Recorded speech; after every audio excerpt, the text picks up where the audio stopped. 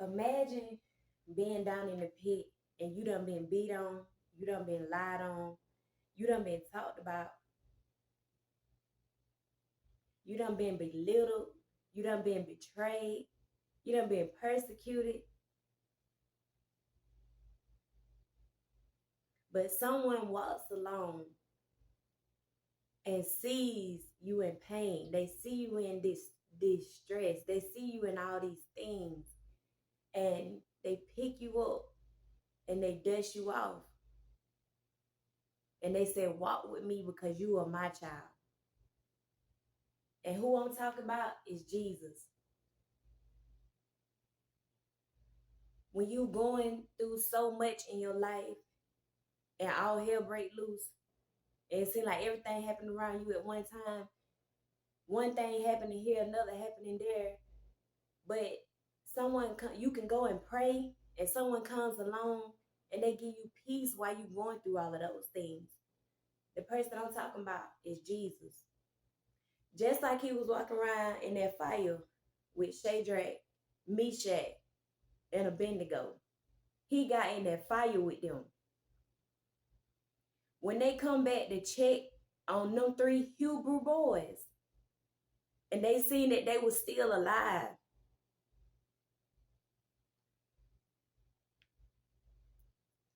that's when they wanted to believe there was a God. These men were untouched, they were unbound, and they was wait a minute. They was walking around the fire. They was untouched, unharmed, and unbound. They were untouched, they was unharmed, and they was unbound. They came out the fire not smelling like the smoke. They turned the heat up on them. Imagine being in there. Just imagine being in there with fire. But somebody in there walking around with you. The spirit of the living God is walking around in there with you. He give you peace. He give you joy. He taking care of you. He protecting you. He's not letting none of these things touch you. That's why people don't understand you. That's why people don't get it. They do things to you. They do things to your possessions. But then when you don't react back in the way that they don't want you to react, when they do something to you, expect it to hurt you. When they do something to you, expecting you to react in a certain way and you don't do it.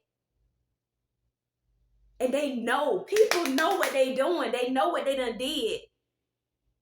So you just sit there and imagine somebody done did and caused you evil, but ain't none of it touch you.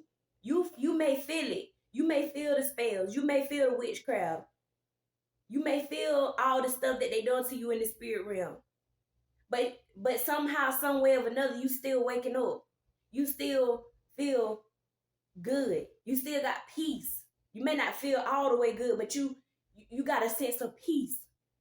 That is the spirit of the living God. And people, they confused.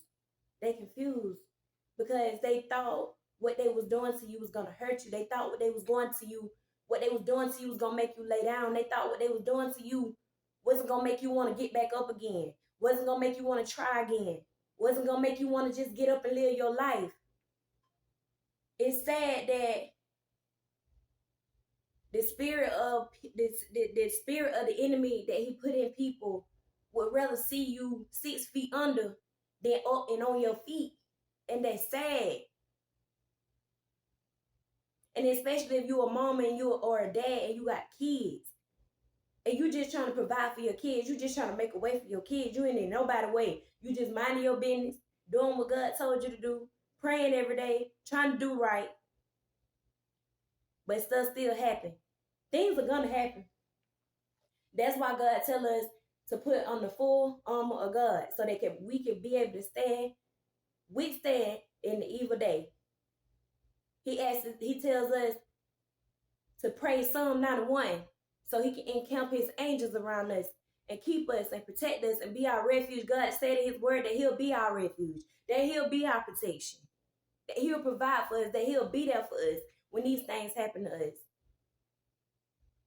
And just a small little testimony, I would not be here if it weren't for the Spirit of the living God. Because there's some things that happen to me. It's some evil stuff that happened to me. It's some evil, I'm talking about evil stuff that happened to me. And the only way that I know is because God revealed it to me when I was ready for it to be revealed to me. And that's why some people may be scared, because they're wondering, how do you know these things? And then when you know the things, why don't you react that you know? They think that you don't know because you don't react or you don't say anything. That just because you don't react or you don't say anything, that doesn't mean that you don't know. It just means that God has told you to be quiet and hold your peace so that he can fight for you. Well, let me see. Part of my testimony is that I had to leave my hometown. And I had to leave my hometown because of some things that had happened to me. Some evil stuff had happened to me. All I was trying to do was be a mom, raise my kids, and do right by God. But you know, every time those things happened to me, I went and I ran. I ran and I prayed to God. I ran while I was crying. I ran while I was weak. I ran while I was tired. I ran when it wasn't nothing else in me. I said, Lord, if you don't help me out of this, I don't know who gonna help me. When people gather up against you to hurt you, when they form groups to come destroy your things, when they send people to come destroy things that you have, but somehow you are still alive. You still have breath in your body. You still able to get up and pray. You still able to have strength to see about your kids, to see about yourself. I just want to give you your flowers because you done came a long way. No matter what anybody may say about you, you still here. If you got kids, you still saying about your kids. You still got your life. And God is just getting you back together. He piecing it all back together for you. You have to keep praying. You have to keep being righteous by God. Keep his law, his commandments. You are a very rare individual to go through persecution, to go through a lot of hell and a lot of evil at the hands of other people and not retaliate, not react, not nut up. That's what they say. That's the word they use.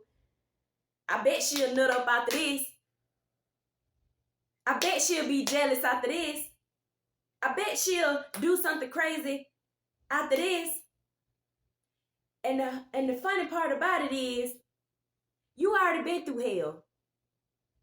You already went through a moment in your life where they called you crazy. You probably had a mental breakdown. And you probably had to go into, go out somewhere to get your peace. So God can give you some peace.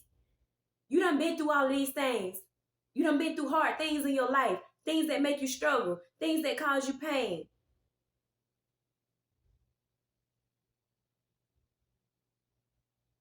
But God still give you the strength to come out of it.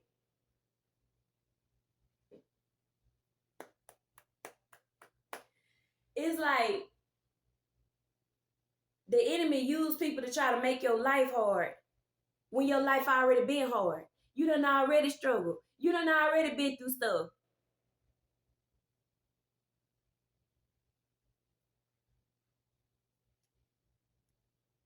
But still, somehow, God came in and gave you grace.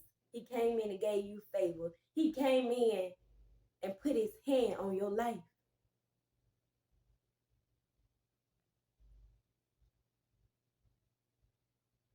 God was protecting you when you didn't even know what was going on. When you didn't even know what any of these things was. He was protecting you from things you couldn't even see. He was protecting you from stuff you couldn't even hear. And you still here. you still have purpose.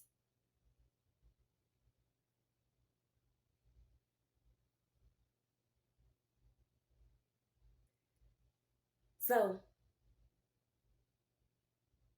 keep praying, keep doing what God tell you to do, and keep that heart upright. And I pray that this word will bless you. I pray that the Lord will keep you and cause his face to shine upon you. In Jesus' name, have a blessed day. Peace.